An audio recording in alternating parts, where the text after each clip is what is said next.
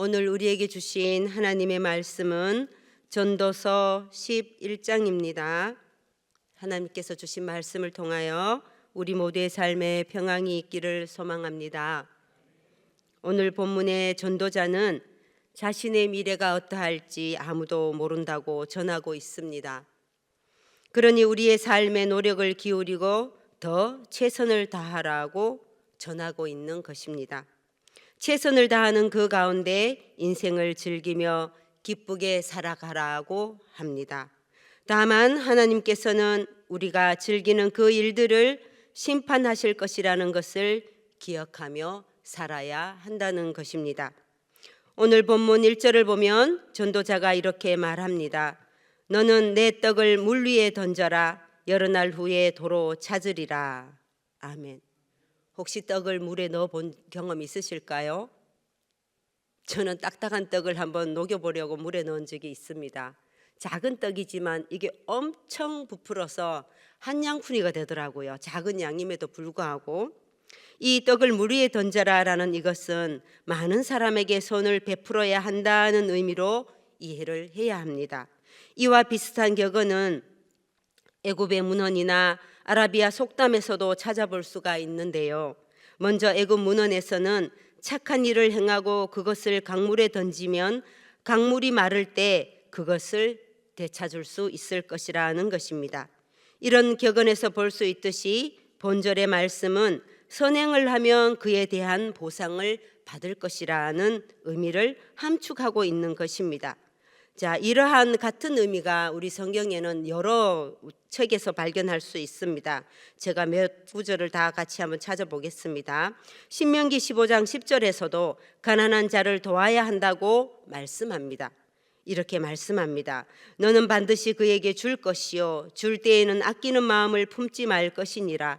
이로 말미암아 내 하나님 여호와께서 내가 하는 모든 일과 내 손이 닿는 모든 일에 내게 복을 주시리라. 또 잠언 11장 24절에서도 같은 맥락으로 다음과 같이 전하고 있습니다. 흩어 구제하여도 더욱 부하게 되는 일이 있나니 과도히 아껴도 가난하게 될 뿐이니라. 아멘. 또 예수님께서도 같은 맥락으로 바리새인들에게 말씀을 하실 때 너희가 베풀 때에는 되갚을 수 없는 사람에게 베풀면 하늘에서 복이 있을 것이라고 누가복음에서 말씀하셨습니다. 누가복음 14장 12에서 14절을 보면 이렇습니다. 또 자기를 청한 자에게 이르시되 내가 점심이나 저녁이나 베풀거든 벗이나 형제나 친척이나 부한 이웃을 청하지 말라. 두렵건대 그 사람들이 너를 도로 청하여 내게 갚음이 될까 하노라. 잔치를 베풀거든 차라리 가난한 자들과 몸 불편한 자들과 저는 자들과 맹인들을 청하라. 그리하면 그들이 갚을 것이 없으므로 내게 복이 되리니 이는 의인들의 부활 시에 내가 갚음을 받겠음이라 하시더라. 아멘. 또 신약에서도 사도 바울이 또 이렇게 말합니다. 갈라디아서에서 선을 행하면 반드시 결실을 얻을 것이기 때문에 좌절하지 말고 계속해서 선을 행하라고 권면을 하고 있습니다. 특히 바울은 선을 행할 때 믿음이 있는 가정에게 선을 베풀 것을 그렇게 하라고 말하고 있습니다. 또 이렇듯이 본문 1절이 말하는 떡을 물에 던지라라는 것은 자신의 삶으로 선을 행함으로 나중에 돌려받게 된다는 것을 전도자가 강조하고 있는 것입니다.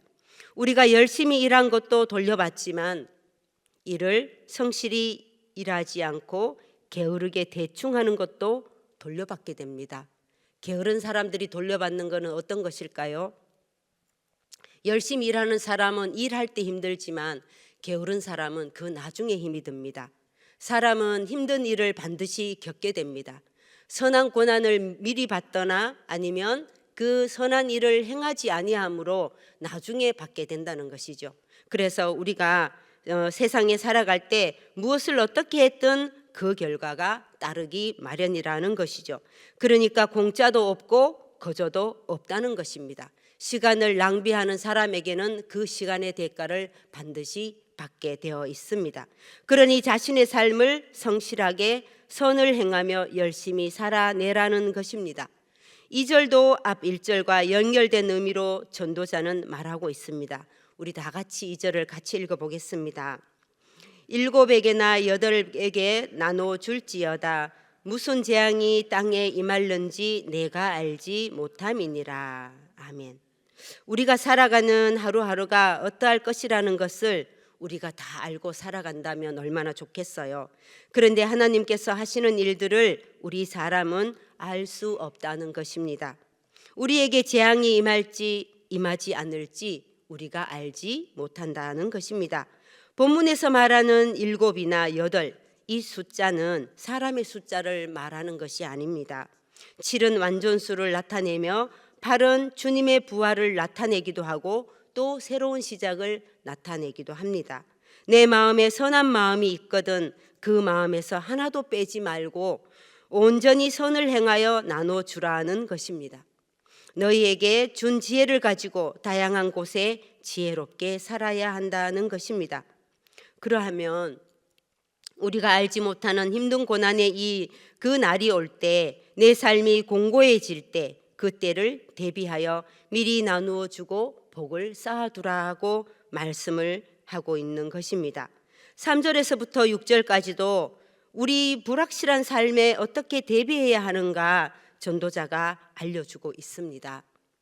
구름에 비가 가득 차고 쓰러진 나무가 그 자리에 남아있는 것처럼 우리 인생에서 우리에게 무슨 일로 어디에 쓰러져서 그 자리에 그냥 있게 될지 아무도 모른다는 것입니다.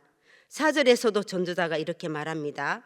풍세를 살펴보는 자는 파종하지 못할 것이요 구름만 바라보는 자는 거두지 못하리라. 아멘.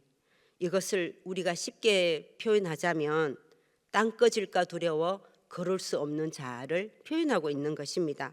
세월이 하수상하니 염려되어 아무런 계획도 세우지 못하는 자를 위한 경고라고 해야 합니다.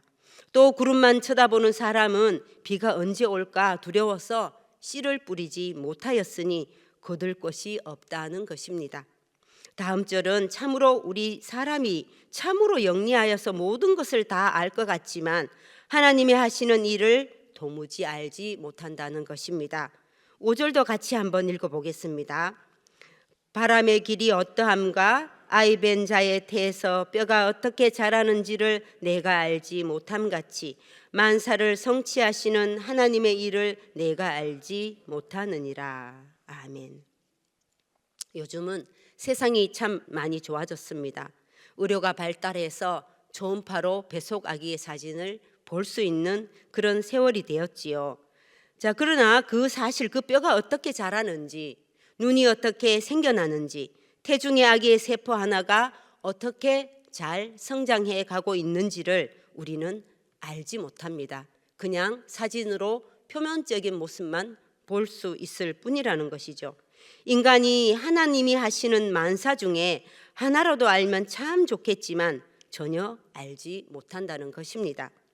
하나님께서 아담의 아내를 만들 때도 아브라함에게 언약을 세울 때도 하나님의 그 계획하심을 사람이 알지 못하게 하셨습니다. 또 하나님이 그 일을 어떻게 성취해 나가시는지를 이 또한 알지 못한다는 것입니다. 그러함에도 불구하고 우리는 하나님의 섭리에 순종해야 합니다. 알 수 없는 우리의 미래이지만 하나님을 믿고 신뢰하며 나아가야 한다는 것입니다. 전도자가 6절에서도 다음과 같이 말합니다.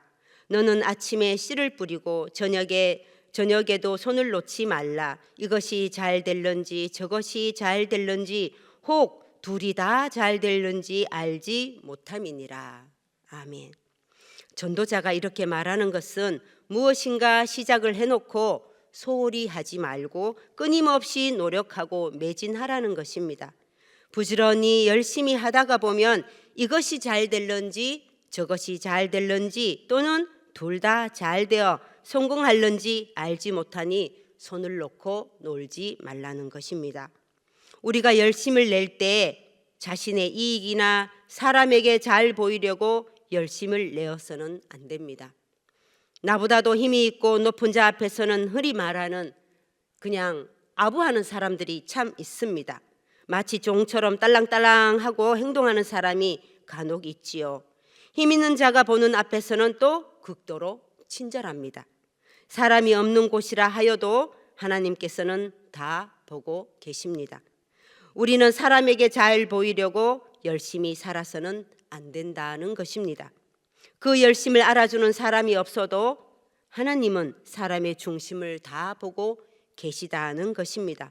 사람의 그 근본을 보고 계신다는 것이죠. 사람이 해야 할 일과 하지 말아야 할 것을 하나님께서는 반드시 성경에 명시해 놓고 계십니다. 그러니 그 중심을 보시는 하나님께 우리의 삶을 맡겨야 한다는 것입니다. 우리는 미래를 알 수 없고 확실하지 않는 미래를 모두 하나님께 맡기며 성실하고 열심히 살아야 한다는 것입니다. 열심히 살아가는 삶 속에는 즐거움만 있으면 참 좋겠지만 또 즐거움만 있지 않다는 것입니다. 즐거움과 동시에 캄캄한 고난의 날들이 많이 있다는 것입니다. 우리 인생이 날마다 쉬는 날만 있는 것이 아니고 날마다 기쁨이 넘치는 날만 있는 것도 아니라고 합니다. 우리가 여러 해를 살다 보면 맑은 날뿐만 아니라 힘든 날도 찾아오니 그 속에서 우리 삶의 무상함과 유한함을 기억하고 살아야 한다는 것입니다. 그리고 우리에게 다가올 일도 다 헛되다는 것입니다. 전도자는 젊은이들에게 또 이렇게 말합니다. 젊음을 소중히 여기라고 합니다. 하나님이 허락하신 그 때를 행복하고 기쁘게 즐기라고 가르치고 있습니다. 다만 그 속에서 하나님을 향한 경건함과 하나님께서 바라시는 그 뜻을 기억하며 살아가야 한다고 경고하고 있는 것입니다. 우리의 인생은 잠시이지만 그 짧고 안개처럼 지나가는 다 헛된 삶이라 할지라도 기뻐하며 살아가야 한다는 것입니다. 전도서 11장은 우리의 삶이 어떻게 흘러갈지 알 수 없고 불확실함 속에서 살아가고 있음을 말씀하고 있습니다. 그리고 우리의 모든 생명이 영원하지 않고 유한하다는 것을 기억하고 그 속에서 우리가 어떻게 살아가야 할 것인가를 명확하게 제시해주고 있습니다. 우리는 우리의 미래를 알 수 없습니다. 모든 것이 하나님의 섭리 안에 있다는 것입니다. 우리 삶이 하나님의 섭리 안에 있으니 하나님께서 알아서 다 하실 것이니 그러면 나는 가만히 두 손 놓고 가만히 앉아 있어도 되겠구나 하고 하나님이 무엇인가 이렇게 잘해 주시겠지 이렇게 생각해서는 안 된다는 것입니다. 우리는 우리에게 주어진 시간과 나 자신에게 주어진 삶 앞에서 성실하게 현재 주어진 것에 감사하며 열심히 살아야 한다는 것입니다. 열심히 산다는 것은 어떤 것일까요? 방법이 틀렸는데도 열심히, 방향이 틀렸는데도 열심히 사는 것, 이것은 이단들도 잘할 수 있는 것입니다. 우리는 주님의 참된 자녀이기 때문에 하나님께서 우리에게 허락하신 모든 순간순간을 기꺼이 기쁘게 받아들여야 합니다. 그리고 나에게 맡겨진 일, 작은 일이든 큰 일이든 소중하고 귀하게 여기고 충실하게 삶을 살아내야 한다는 것입니다. 이것이 전도자가 우리에게 전해주는 메시지입니다. 하나님께서 허락하신 기쁨과 즐거움 안에서 서로 축복하고 감사하는 마음으로 살아가는 우리 광양제일의 교우들이 다 되시기를 축복합니다. 기도하겠습니다. 먼저는 우리가 우리의 삶을 통하여 하나님을 발견하고 우리의 말을 통하여 하나님을 만나고 우리의 행동을 통하여 주님께로부터 열매를 풍성히 얻게 해 주시라고 기도하겠습니다. 다음은 교회 우리 모든 사역들을 위하여 주님께서 동행하여 주심으로 온 교인들이 은혜 받고 성령 충만하여서 말씀 묵상하고 예배를 사모하게 해 주시라고 기도하시기 바랍니다. 구역 신방과 문화교실과 기도하는 엄마들을 위해서도 기도하여 주시고 우리 광양제일교회의 기도의 불이 꺼지지 않도록 기도하여 주시기 바랍니다. 또 오늘 저녁에는 300용사 기도회가 있습니다. 그 기도회도 주님께서 인도하셔서 하나님의 임재를 경험하는 예배가 되게 해주시라고 기도하여 주시고, 또 주일에 우리 중요한 당회가 있습니다. 우리 광양제일교회가 해야 할 일과 하지 말아야 할 일을 구별할 수 있는 지혜를 주시라고, 그리고 교회가 해야 될 일을 온당히 잘 감당할 수 있도록 기도해 주시기 바랍니다. 그리고 당회를 하나님께서 이끌어 주시고 교회가 해야 할 일과 하지 말아야 할 일을 분명히 구별할 수 있도록 우리가 한번 기도해야겠습니다. 특별히 목사님과 모든 사역자들이 강건하여서 주님의 사역 잘 감당하게 해주시라고 우리 큰 소리로 통성기도 하겠습니다. 하나님 감사합니다. 우리가 우리의 삶을 통하여 하나님을 발견하게 하여 주시옵소서. 우리의 말을 통하여 하나님을 만나게 하여 주시옵소서. 우리의 행동을 통하여 주님께서 열매를 풍성히 얻게 해 주시옵소서. 하나님, 우리를 도와서 하나님의 사역에 부족함이 없게 풍성함이 넘치게 하여 주시옵소서. 우리 교회 하반기 사역에 아버지 하나님께서 동행하여 주시니 감사합니다. 온 교인들이 은혜 받고 성령 충만하여서 말씀 묵상하고 예배를 사모하게 해 주시옵소서. 또 아버지 하나님, 구역 신방이 이루어지고 있습니다. 목사님들에게 힘 주시고 말씀 준비를 충실하게 하시며 그 구역과 가정을 위하여 기도하게 하시며 아버지께서 그 걸음을 인도하셔서 그 말씀으로 우리 모든 구역과 가정이 힘없게 하여 주시옵소서. 문화교실과 기도하는 엄마들을 위해서 아버지 하나님 도와주시옵소서. 우리 어머니들이 기도하는데 부족함이 없도록 강건하게 하여 주시고 그 기도를 통하여 교회가 세워지게 하시며 또 가정이 하나님 안에 굳건히 세워지게 하여 주시옵소서. 오늘 저녁에 300용사 기도회가 있습니다. 300용사 기도회에도 주님께서 인도하셔서 하나님의 임재를 경험하는 예배가 되도록 주님 도와주시옵소서. 주일에는 아버지 하나님 중요한 당회가 있습니다. 이 정책 당회를 통하여서 광양제일교회가 우뚝 서게 하시며 하나님 보시기에 기뻐하는 행복한 교회가 되도록 하나님 도와주시옵소서. 그 정책 당회를 하나님께서 친히 이끌어 주시고 교회가 해야 할 일과 하지 말아야 할 일들을 잘 구별할 수 있도록 주님 인도하여 주시옵소서. 특별히 담임 목사님과 모든 사역자들이 강건하여서 주님의 사역 잘 감당하게 하여 주시옵소서. 하나님, 우리는 연약합니다. 우리를 도와주시옵소서. 하나님, 우리가 우리의 삶을 통하여 하나님을 발견하고 우리의 말을 통하여 하나님을 만나고 우리의 행동을 통하여 주님께로부터 큰 열매를 풍성히 얻을 수 있게 하여 주시옵소서. 광양제일교회를 사랑하여 주심으로 모든 사역과 예배 위에 주님께서 동행하심으로 온 교인들이 은혜 받고 성령 충만하여서 말씀 묵상하고 예배를 사모하게 하시니 감사하고 아버지 또 앞으로도 그렇게 되게 하여 주시옵소서. 구역신방과 문화교실과 기도하는 엄마들을 위해서도 기도합니다. 주님 은혜 내려주시고 아버지께서 친히 동행하여 주시옵소서. 오늘 저녁에도 300용사 기도회도 있습니다.